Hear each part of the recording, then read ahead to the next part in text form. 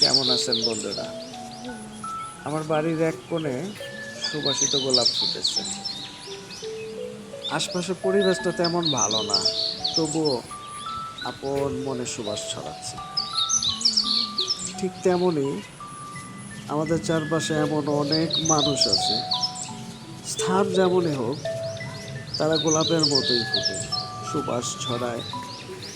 তাদের সান্নিধ্যে মনকে শান্ত করে। তারা নিঃস্বার্থভাবে ভালোবাসতে জানে, কারো বিপদে পাশে দাঁড়ায়। আর এই ভালো মানুষদের দেখলে মনে হয় পৃথিবীতে এখনো মায়া টিকে আছে। এদেরকে বুকে জড়িয়ে রাখা যায়, উপহার হিসেবে এদেরকে গোলাপই দেওয়া যায়। কিন্তু সবার কপালে তো আর গোলাপ জুটে না, কারণ সমাজে কিছু মানুষ আছে যাদের স্বভাবই হচ্ছে অন্যের জীবনে ঝাল ছড়ানো।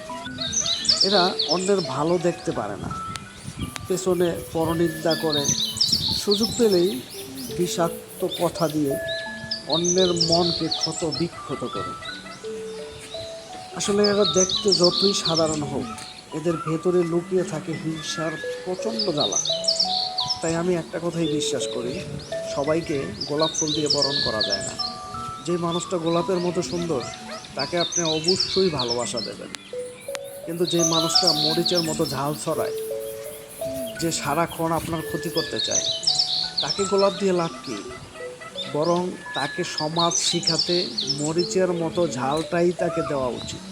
যার যেমন ব্যবহার, তার সাথে তেমনই আচরণ করা উচিত।